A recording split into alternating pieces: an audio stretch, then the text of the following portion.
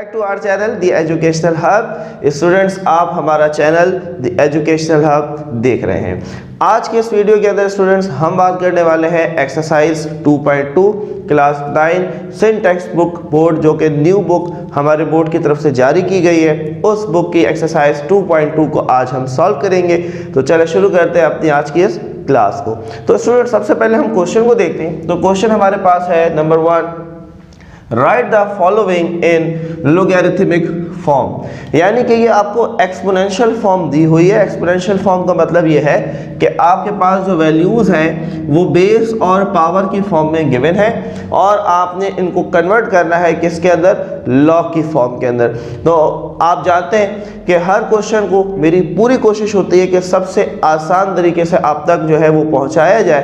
तो आज की इस वीडियो के अंदर भी हम बहुत ही आसान मेथड सीखेंगे कि आप किस मेथड को यूज़ करते हुए इस एक्सरसाइज को बहुत आसानी से खुद भी सॉल्व कर सकते हैं। तो स्टूडेंट्स, हम एक कॉन्सेप्ट पिछले चैप्टर के अंदर ऑलरेडी डिस्कस करके आए हैं कि अगर मैं 7 और 3 की बात करूं तो इसके अंदर जो हमारी बेस है वो यकीनन 7 है, ये हर बच्चा जानता है। और जो हमारी एक्सपोनेंट है यानी कि जो पावर है वो क्या है, 3 है। बस इन दो चीज़ों को आपने जहन में रखना है कि पावर क्या है, एक्सपोनेंट क्या है, और इसी तरीके से आप इसको लॉग में कन्वर्ट कर लेंगे। तो चलिए देखते हैं, सोल्यूशन की हेडिंग डालते हैं। तो लॉग के अंदर कन्वर्ट करने के लिए सबसे पहले आपने क्या करना है स्टूडेंट, आपने लिखा लॉग, ठीक है।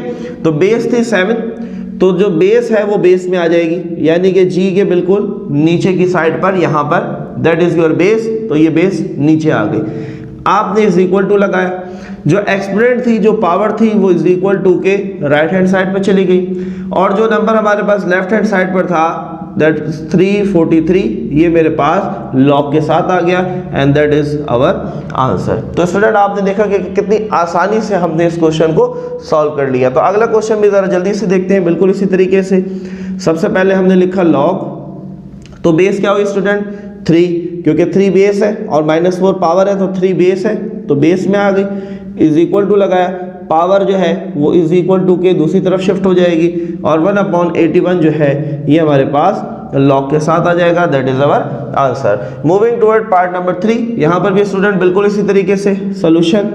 तो आपने लॉग लिखा, बेस क्या है student 10, is equal to power क्या थी -3 और जो नंबर था 0.001 वो हमारे पास लॉग के साथ आ गया। अब पार्ट नंबर 4 थोड़ा सा स्टूडेंट एक स्टेप आपको और करना पड़ेगा, और इस स्टेप को हमने पिछली एक्सरसाइज के अंदर डिस्कस भी किया हुआ है कि हम अगर रूट को ख़त्म करते हैं तो ये जो हमारा इंडेक्स होता है ये पावर की फॉर्म में आ जाता है। तो पहले हम इसको थोड़ा सा सिंप्लीफाई कर लेते हैं, तो ज़रा देखते हैं कैसे होगा। अब मैं इस 3 को रिमूव करना चाहता हूँ इंडेक्स को, या तो क्या होगा, ये 3 जो है हमारे पास एक्सपोनेंट यानी कि पावर की फॉर्म में आएगा। कैसे, तो ये हो जाएगा m² जो अंदर पहले से था मल्टीप्लाई बाय 1/3। ये चीज़ हम पिछली एक्सरसाइजेस के अंदर डिस्कस कर चुके हैं स्टूडेंट, इज इक्वल टू 1। सो ये हो जाएगा हमारे पास 2 1 2/3 इज इक्वल टू 1। अब आप स्टूडेंट इसके अंदर लॉग लगा दें।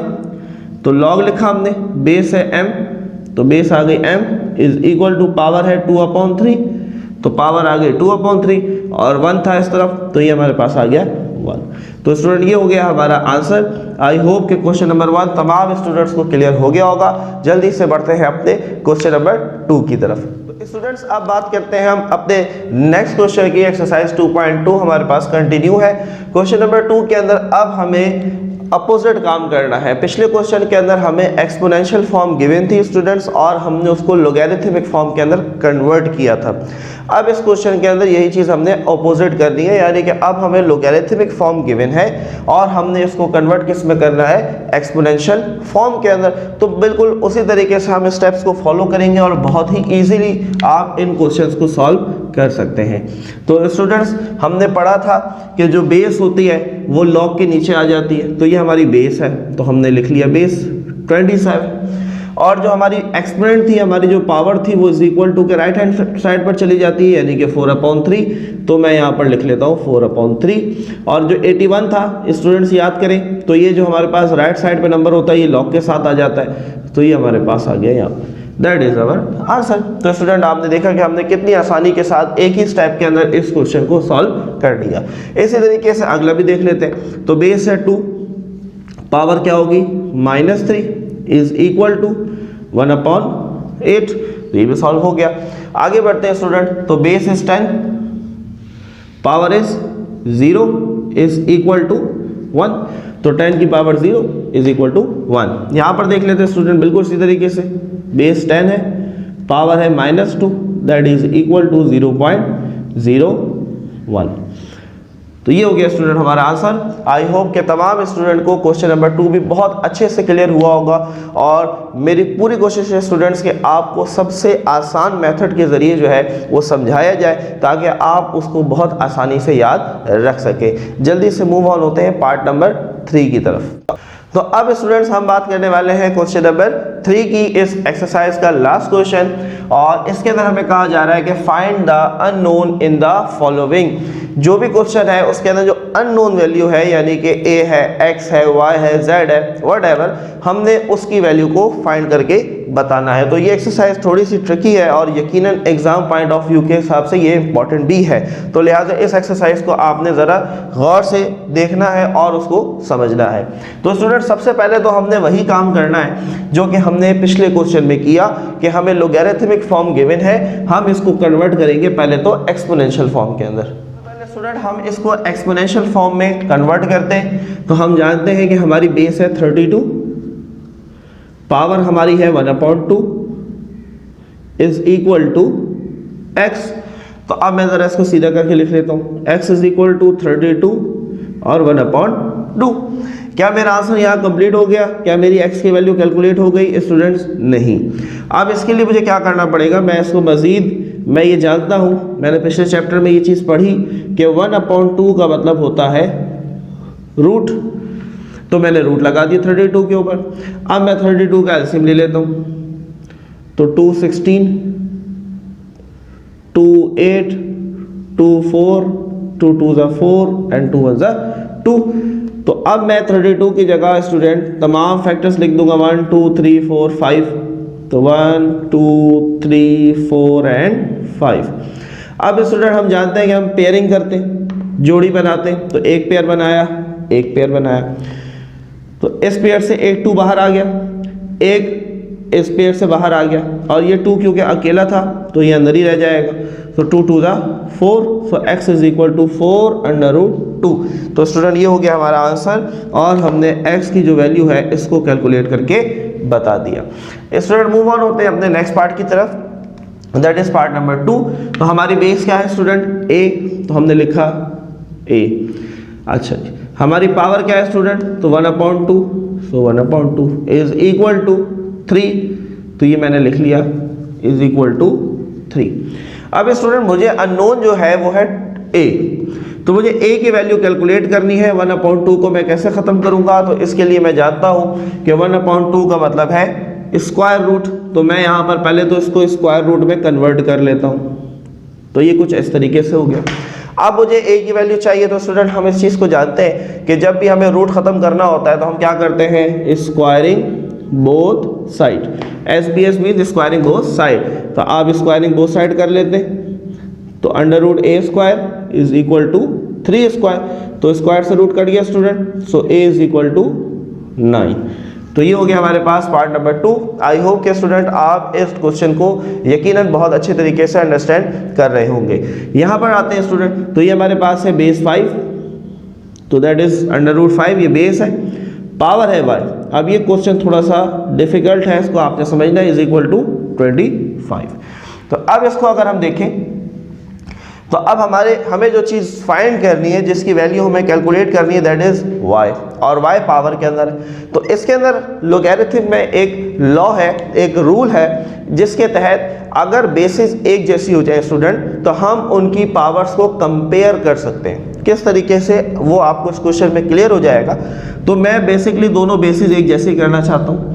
तो इस अंडर रूट का मतलब है 1/2।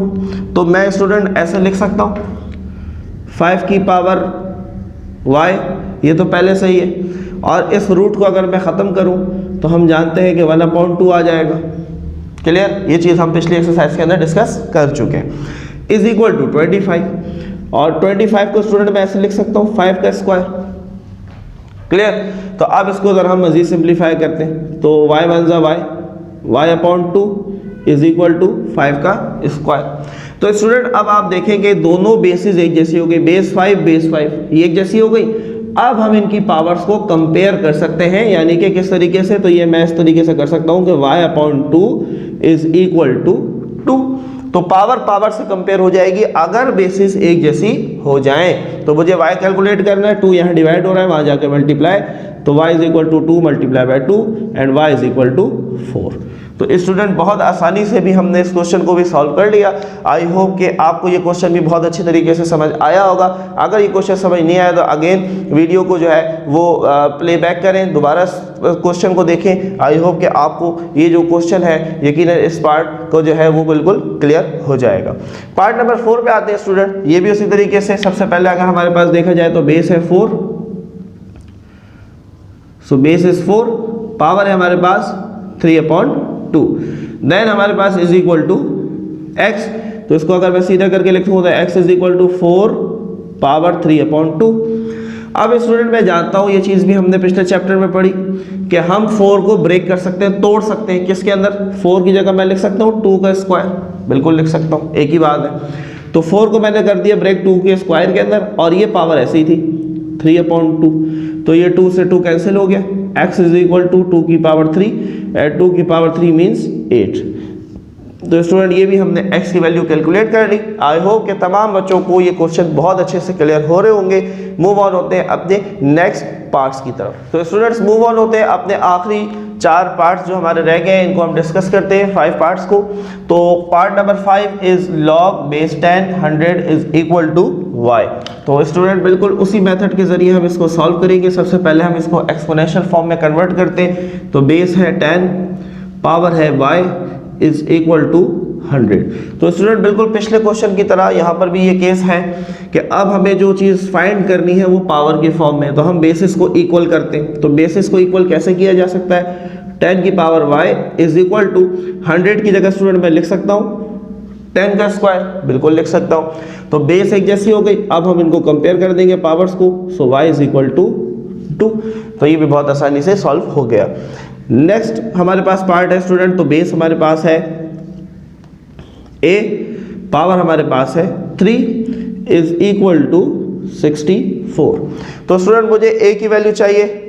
अगर स्क्वायर होता तो हम क्या करते? Taking root on both side, ताकि स्क्वायर खत्म हो जाए। इसी तरीके से जब पावर हमने 3 खत्म करनी है तो हमने क्यूबिक रूट लेना है। ठीक है स्टूडेंट, तो हम कहेंगे टेकिंग